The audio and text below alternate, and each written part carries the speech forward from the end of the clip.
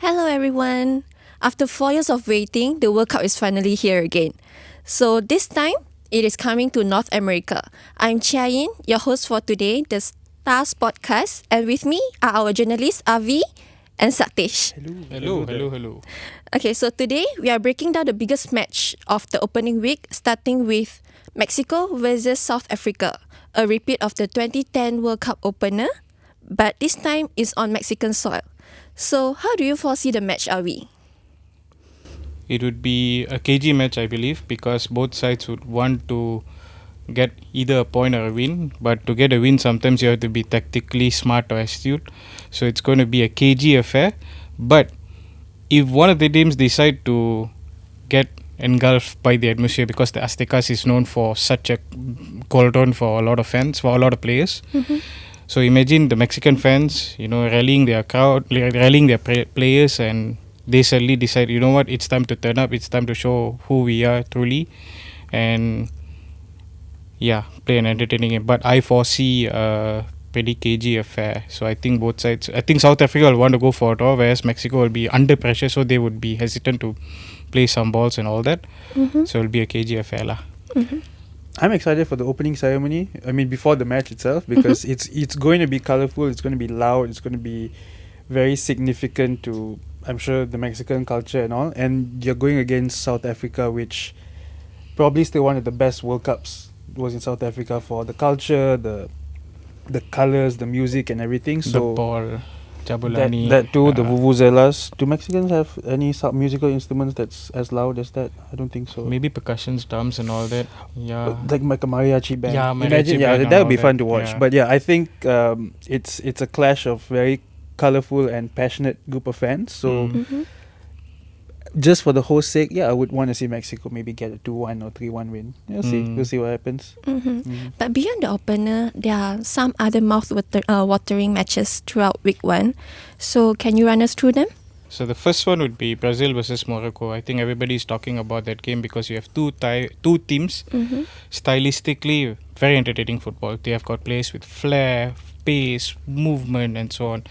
So imagine Morocco with the likes of Jamsdeen Talbi there, who plays for Sunderland, and then they have the striker El Kabi, who loves to score bicycle kick goals. Ashraf and all that. Hakimi, don't forget. Ashraf Hakimi as well, one of the best wing backs in the world. Amrabat also. Sofian Amrabat. Is Good midfielders and all that. Actually, beyond Amrabat, they have other midfielders who are quite good. One guy that really is taking my attention is Ayub Boadi, 18 years old. Why? Amazing player. Very good with his feet, and he's also very hardworking, technically strong. Imagine Amrabat, who is so he's a workhorse, but mix a workhorse and a tactical player. That's Ayub Boadi. He's that kind of a player. So that excitement is also there. But let's not take anything away from Brazil, a side that is now being led by one of the, to me the greatest of all times in terms of coaching. If he wins the World Cup, he's the greatest. Carlo Ancelotti. Fair enough. Carlo Ancelotti.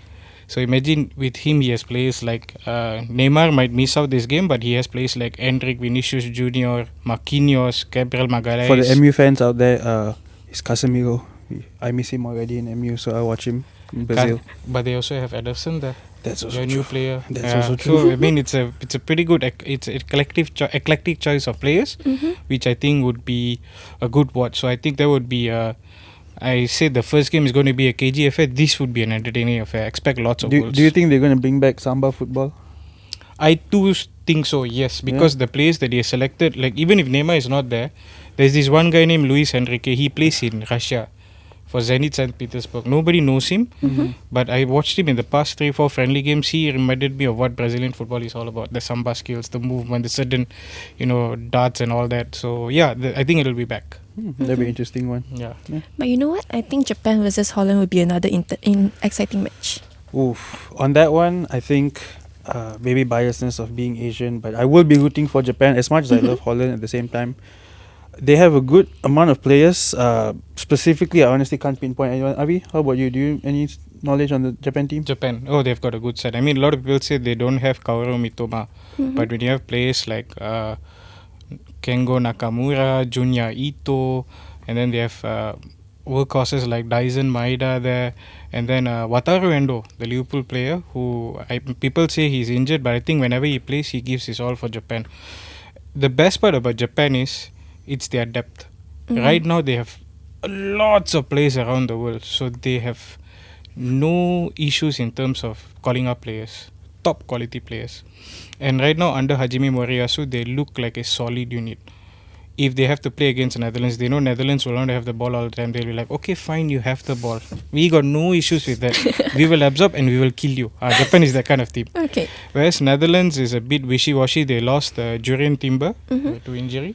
True. And they've selected Lud Cheryl Gertruida, who is also a talented wingback. But do they have that X factor, the players that can change a game? Like last time we have Ian Robben, Wesley Sneijder, Robin Van Persie and so on. I hate to say his name, but yeah, being an Arsenal fan. Arsenal fan, no wonder.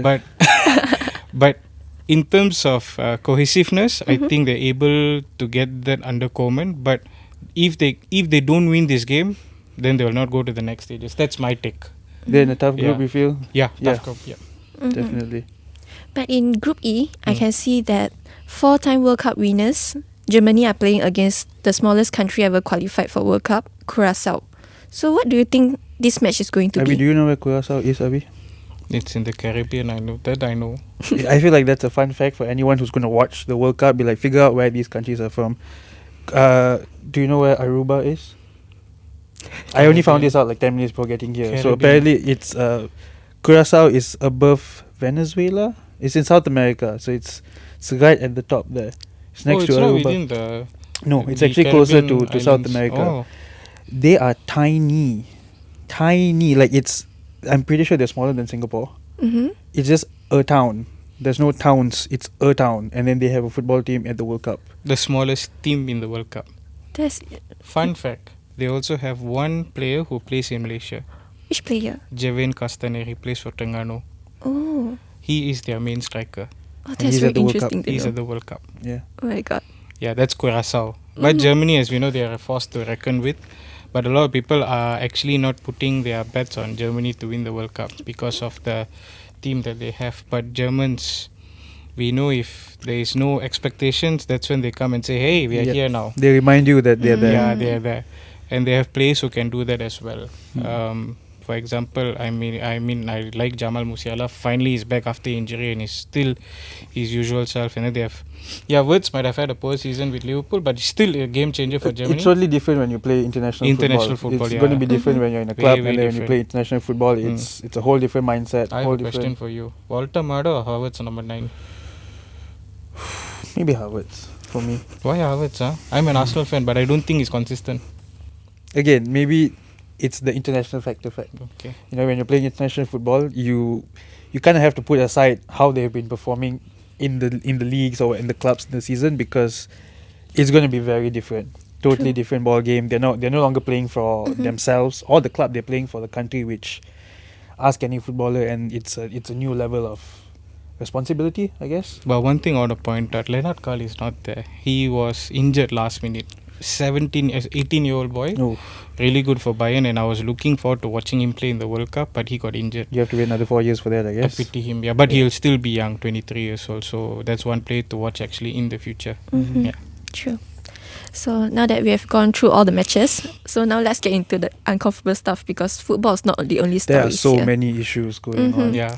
So like a lot of issues like highly priced tickets, to slow visa approval to certain countries, and then huge sums for broadcast rights.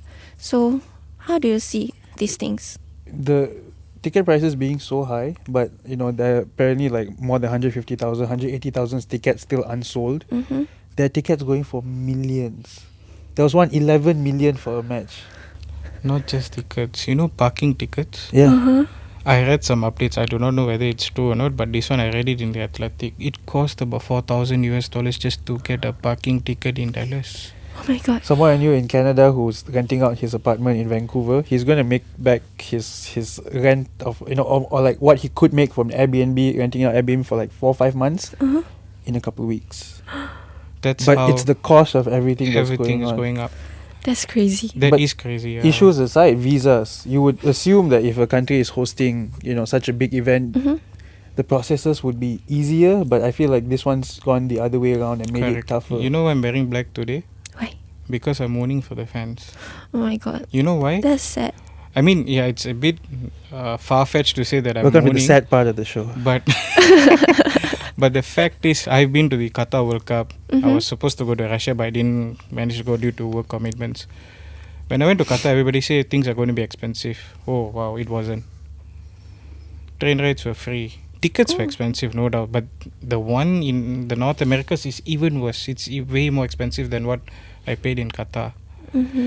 So when I see some fans not able to buy tickets, luckily New York, Zoran Mamdani made sure that they toned down the prices so that people can watch the World But Cup. that's only for 1,000 people, and you have to 1,000 enter a yeah. raffle to win that. Yeah, exactly. And they start at like 500 500. That's also another sad thing. But at least he reduced it. something. That's something. But fans are not able to watch the games from Africa, from Iran, or some Arabic countries not able to go to the States because of visa issues. I think that to me is really sad.